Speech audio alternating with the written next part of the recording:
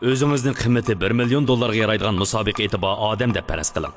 Qiymati 1 million dollarga yaraydigan at. Undaqda siz bu etingizni kechich uxlatmamsiz. Uning kun bo'yi to'xtamay xizmat qildirib, aroq ichkizib, tamoq chekkizib, uni axlat yemekliklar bilan boqamsiz. Yoqtamsiz? Ma'qul. Undaqda siz qiymati 20 dollarga yaraydigan ishni shunday qilamsiz. 2 dollarlik mushuk kuchi. Yoq dedingizmi? Undaq bo'lsa, siz nimishqa menga shunday qilasiz? Ay, tinchlikmi? Men sizning badaningiz. Ruxsat qilsangiz o'zimni qayta bir qatim to'ni surib o'tsam. Men sizning izchil ichingiz yashab kelayotgan oilangiz. Meningcha billa o'sib cho'ng bo'lganimiz cho'qim yodingizda bor. Men ikkimizning munosabatini unutib qolganimizni sezgachga sizga bu xatni yozyapman. Men qilgan ishlaringizga qarab to'limi umidsizlandim. Siz pul tepish uchun salomatligimni qurbon qildingiz. Bu qilganingiz faqat qamlashmadi. Chunki agar men og'rib qolsam, u topgan pullaringizni meni davolatishga xajlaysiz. To'g'ri, meni davolatishga. Texmi masxarlik bo'lg'ini. Siz ko'z oldingizdagi foydani ko'rib, ishning haqiqatini ko'rmadingiz. Bu yerdagi haqiqat shuki, mening qiymatim milliard dollardan oshdi. Gapimga ishonmayapsiz?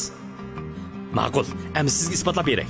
Navoda biraz million dollarlik chekdan birini ko'tarib oldingizga kelib, buni tuting deb uni qo'lingizga bersa, ondan men bu pulga ko'rish quvvatingizni setib olaman, lekin bundan keyingi hayotingizda quyosh nurini hargiz ko'rolmaysiz desa, siz so'dilishga unamsiz. Ma'qul, endi sizga texmi cho'ngroq misol keltirib beray. Agar u odamning qo'lida 10 million dollarlik chekdan birisi bo'lib, bu pulni olsangiz put qo'lingizdan umrlik mahrum bo'lasiz desa, siz bunga unamsiz. O'rningizda bularga men javob beray. Siz cho'qim yo'q deysiz. Yo'qirqilar intayin ahmoqona tanlashlardir. Chunki badaningizning, ya'ni mening qiymatimni o'yinchilik pul bilan o'lchagili bo'lmaydi. Endi men yurakdan boshlab so'zlab o'tay. Navoda meni bir shirkatga o'xshatsak, yurak oylik eng munavvar xizmatchi emas, balki umrlik eng munavvar xizmatchi bo'lishga munosib. Chunki siz odam sifatida yashagan butkul hayotlik faoliyati jarayonida yuragingiz xizmat qilishdan 1 sekundni to'xtab qolmaydi.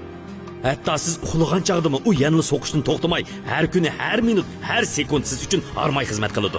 Hozir o'ylab baqsam, menga bir qatim rahmat deb baqaningizni bilmaydi ekanman. Men sizga qo'pol tegmoqchi emas. Faqat siz menga ko'proq ko'ngil bo'lishgan deyman.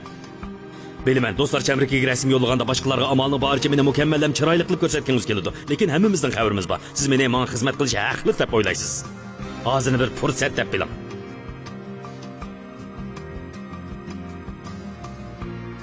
Bu filmni ko'rib bo'lgandan keyin ilgariga o'xshash aldirash tinash keyingi ularni chekib yurmay, birdam jimjit o'ltiring. Bu yerda faqat ikkimizla bor.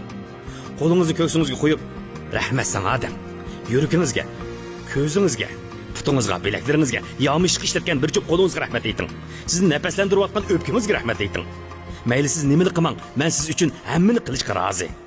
Chunki siz men uchun hammadan muhim. Siz mening eng yaqin do'stim. Ikkimiz tanishqilina ayt uzun bo'ldi. To'g'rimi? Ikkimiz tug'ilishimizda tanishatdik-ku. Meningcha endi sizning menga tegishli javob qaytaradigan vaqtingiz keldi.